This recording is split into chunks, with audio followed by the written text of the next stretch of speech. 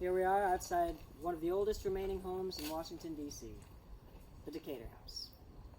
Built in 1818 for the early American naval hero Stephen Decatur and his wife Susan, the building is now home to a museum showcasing African American history.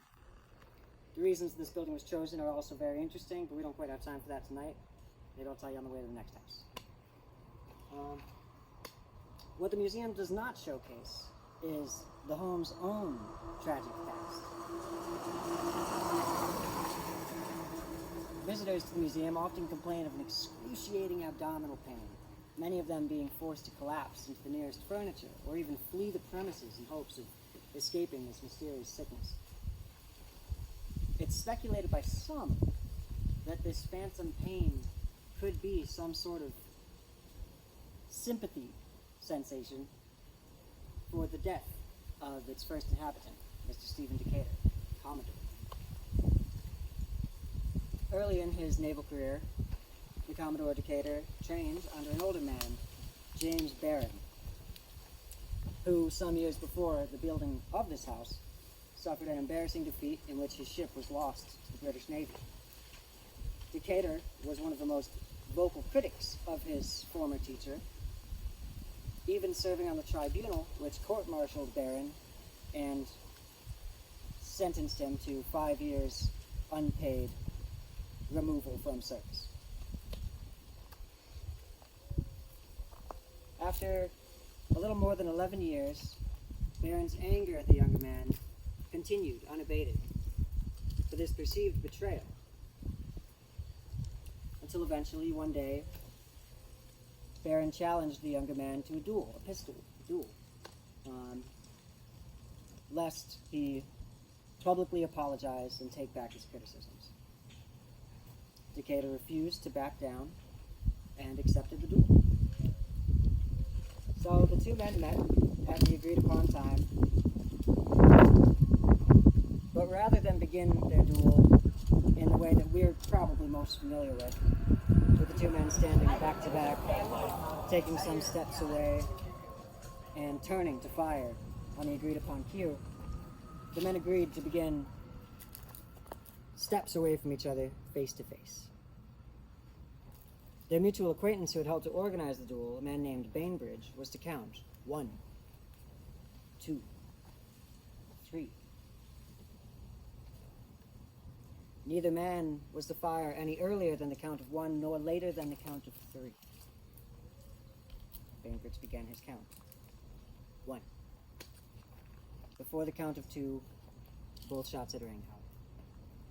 Barron had been shot in the abdomen, the bullet ricocheting inside his body until finally settling in his thigh. Decatur had been shot directly in the pelvic area, severing some of his arteries.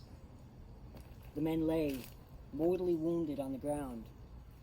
Decatur howling out, "Lord, I am a dead man." Barron profusely accepting the younger man's apologies, forgiving the man. Decatur was brought back to his home,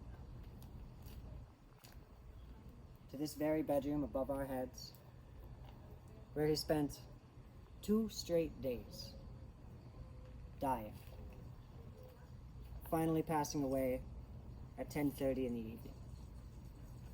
Barron, Decatur's tutor turned murderer, survived and was eventually reinstated to naval command. Almost immediately following the death of Decatur, reports began to abound of the visitations of his lost spirit, often appearing in the window of the very bedroom in which he died, gazing out, perhaps in anticipation of the arrival of his foe. And these appearances became so persistent and disturbing, it was eventually agreed upon to board up the window in hopes that this would have some effect on the ghost's appearances. Unfortunately, the ghost persisted. Today, he is most often seen rushing out the back door of the house, particularly in the early morning hours, with a pistol in each hand. perhaps he hopes for another shot at his fatal duel. You like that one? Perhaps vengeance.